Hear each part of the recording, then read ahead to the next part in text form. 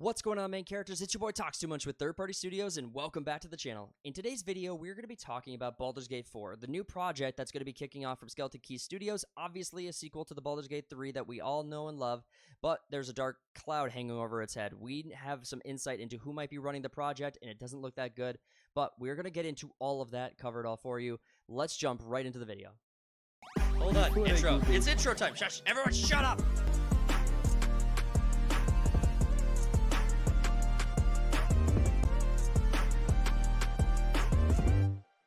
Let's jump into another story. We got, this one's a big one, actually. I think this one's probably one of the biggest stories of the year. This one will actually affect you. This one will affect me directly.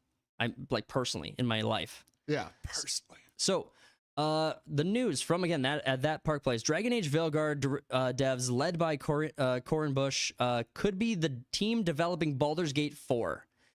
That is horrifying, because that is horrifying. I think that is tragic. What? One of your franchises can go down in flames now. Fuck you. I'm due. Let's see how you guys like. Well, this is what. See, like all we ever talk about are shows and franchises I love. Dude, we were starting the channel talking about Halo. Like Halo died. Halo died with the silver timeline. It's kind of funny how quickly that one just disappeared, faded into irrelevancy. Yeah. So the story is actually that. So the story goes: Dragon Age Veilguard devs are being tapped for the Baldur's Gate 4 project, but it actually goes deeper than that. So obviously, we all know how much of a success that Baldur's Gate 3 was, winning awards back-to-back years. They recently just put out a big patch that added a bunch of subclasses to the game. Their community engagement is fantastic. They listen to their audience. They put out patches and they keep buffing and updating the game. They've taken full ownership of this game's success, and it paid off in spades. You actually have one of the lead guys over at Larian Studios. They seem to have had some sort of falling out with Wizards of the Coast, the company that owns the Dungeons & Dragons IP, owns it, manages, runs it.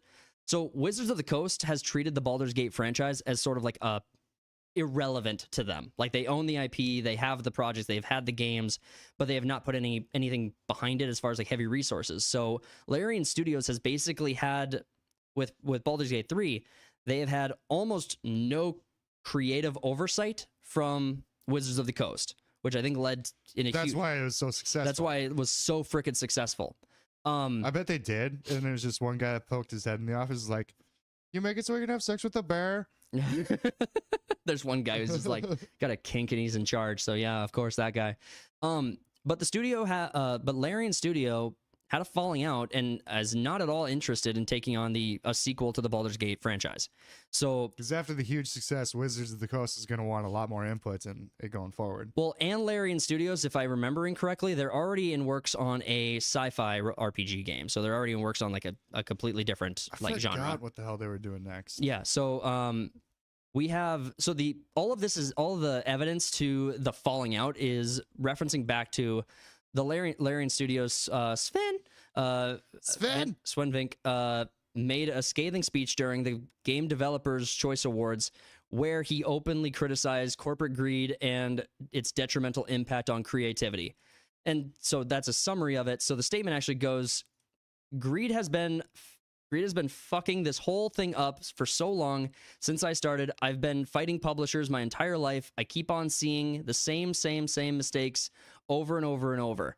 So he doesn't call out or say Wizards of the Coast in that speech, but you know, his last interactions with major studios and developers, publishers, has basically been Wizards of the Coast for a while now. So that's where the thought process goes. It's like the train of thought leads to Wizards of the Coast. Now that they're not taking on the role for the Baldur's Gate 3 project, they've stepped away doing their own thing. What happened is Wizards of the Coast has actually created their own studio, their own gaming studio for video games. We actually have the website pulled up here. We have Skeleton Key, brought to us by Wizards of the Coast, and dude, the website itself looks like hidden like subtextual woke bullshit and garbage again. Oh, that studio is gonna be horrific. I love how they keep using like ChatGPT to like hide their woke like missions and stuff like that. How identitarianism like infected this company. Well, it's actually a subsidiary of Wizards of the Coast. It actually is their company. So you know that none of their corporate missions have changed at all. And Wizards of the Coast, I'm not making this shit up, guys. That's Wizards of the Coast saying they are doing DEI. They are doubling down on inclusivity, this equity and diversity bullshit. Oh, they're about it. This is their main thing. They are that company. So this isn't us like pointing the finger and calling them out for something we're just guessing at. This is like, if you look for their like press releases and stuff, they're openly all about this. And then obviously, but they did some sophistry into the language of their stuff on the website here. So if you read through the website, you read through the mission statements, it's like, we make it a safe place for everybody. We make sure that everyone's included. We get everything through respecting each other. And oh, here's the empathy one. So leading with empathy is how we unlock and build a culture of safety and well-being, allowing spaces for being human. I fucking love that language that they use. I fucking love it. It's just so, it's so rewarding to know how right you are about people, you know, when they just put it out there into the ether themselves. So again, yeah, if you go further down too, for like, if they're looking for applications, if you want to, let me go down. Join them. It's like Skeleton Key is an equal opportunity employer. We celebrate diversity and are committed to creating an inclusive environment for all employees. No, you said join us. I clicked the join us. Oh, I didn't click it.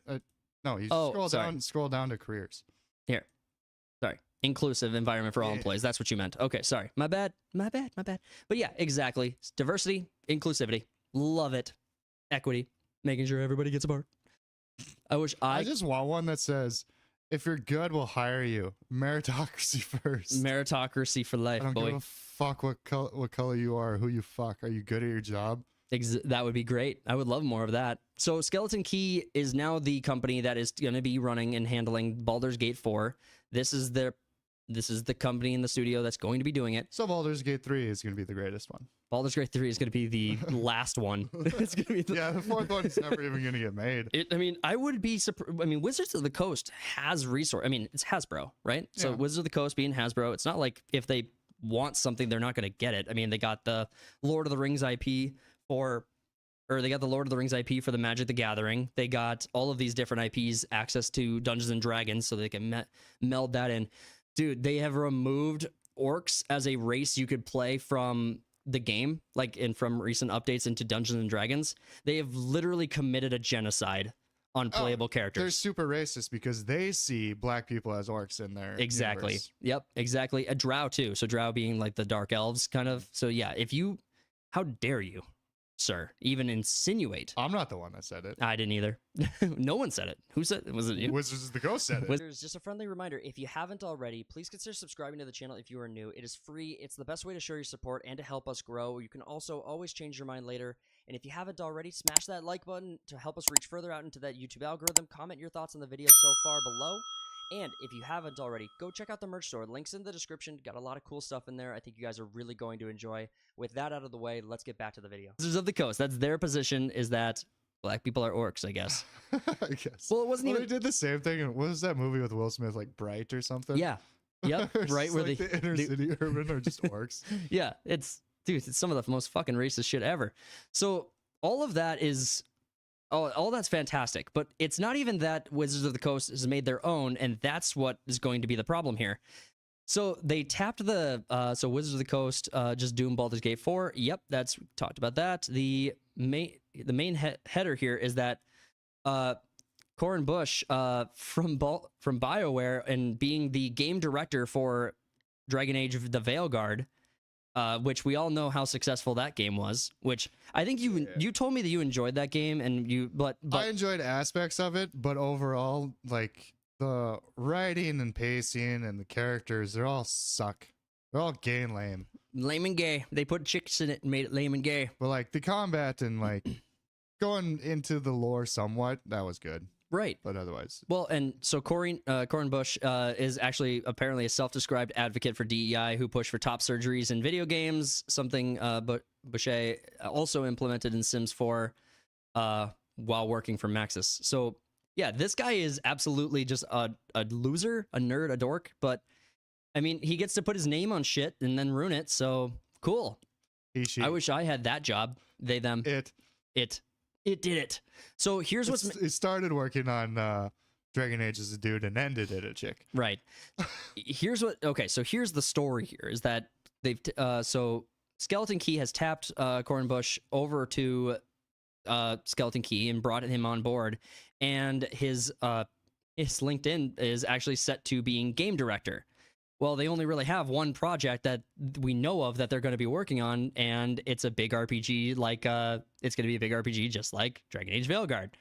So we do know that, or we can safely assume that he is going to be responsible for the new Baldur's Gate 4, and we can expect the same bullshit to continue. Can we just comment on the Dragon Age the Veilguard 2?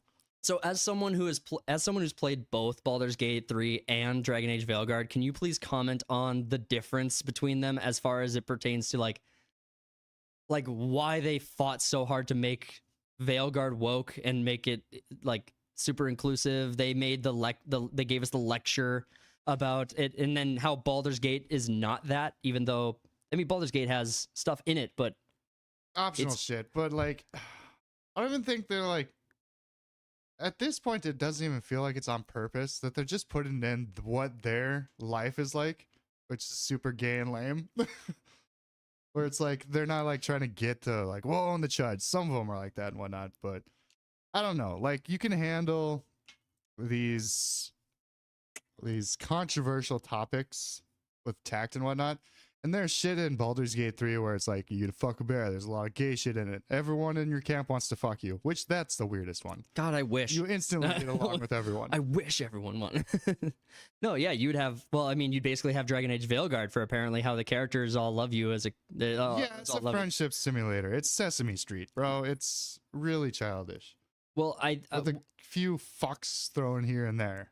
Another issue or another comparison to make is that while Dragon Age Veilguard did drop that messaging on you and had that it's 2-minute very cutscene, in your face. Fucking. Yeah, like over the top messaging at you and forced you to listen to it. Baldur's Gate 3 did not do that. No. Baldur's Gate 3 did not have a single line in that movie. Like, it's almost like they achieved actual diversity where we can all just coexist, and apparently it's not a big deal that you're living your life your way, and yeah, like in Baldur's Gate 3 you can basically tell Astrian to fuck off when he's trying to fuck you or something, or one of the characters. And Veilguard, it's like a nice little letdown, like, sorry, I'm not interested. It's a beautiful dick, but but I'm not interested. it's a great dick. I'm just not interested in it. Listen, lady, I don't want your dick. Listen, lady. Put your cock away. I'm sure we're gonna get at least one comment after we post the video about us being transphobic, and I just want to say, yeah, no, I'm just kidding. I'm not afraid of them. I'm not afraid. I could take them.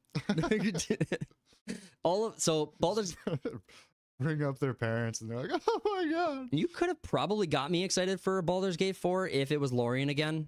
And I'd be curious to know like who led the exodus of Lorien, or who headed the breakup between Wizards of the Coast and Lorien Studios. I think the gaming industry needs to, or like people that game a lot need to stop having like hopes and even studios and whatnot, and follow it around like you would like a player in the NFL, where you're following around people that were at that studio instead of the studio itself.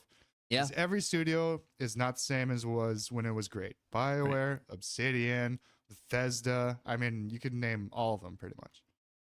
That's a good point. Honestly, because Obsidian just put out a new game too, and Obsidian's known for their great writing, and the game apparently is fun, but the writing sucks dick. It's like, yeah, because it's not the same Obsidian that made New Vegas. Exactly. So, I mean, following people in this industry is actually getting easier because, you know, the audience is giving credit to successful games. So now we know Sven at Lorien Studios is someone who actually is saying and doing what he believes. Like, he's calling out these big studios about their crackdown on art and crackdown on the industry, and then also creating art that stands up to corporations and does a better job of representing the industry. So I think he's doing a great job. So I mean, yeah, he's a name to keep up with. I mean, isn't he like he's CEO of Lorien? So. Yeah, I would expect that he's probably not hands-on putting work to the game. But I mean, that's not how a CEO position works. But who knows? Is Maybe he the dude that walks around in the armor? What? I have no idea. He accepted the award in armor and whatnot. Bald guy. Oh, maybe. Would that be the 2024 awards? Can you look that up? What's his name? Sven. His name's Sven. Sven Vinck. VINCKE. SWEN, not SVEN. Yeah, that's the guy that walks around in armor. Okay, dope ass. That's pretty sick.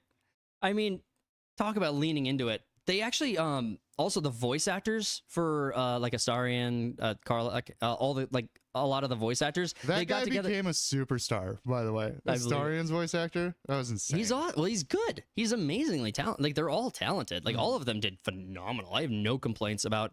I don't think I can find a single complaint about Baldur's Gate 3 except that you can't. The grind of restarting a new game sucks. It would be nice if you could choose which act to start in and just to play out. Like if you wanted to start a fresh story from Act 1, you could choose that. If you want to start a new character into Act 2, maybe you're an NPC joining this party, like rather than actually like having to find a launching in point. I tell myself that everything will end up alright. Just push yourself, test yourself, figure out what you like, and find your limits. Don't be rigid, always work towards a prime. Surround yourself with open minds, people can change your life. A few friends with intent can help you feel alive. Find a passion, take some action, and with a little time, just be patient, make a statement, try to enjoy your life.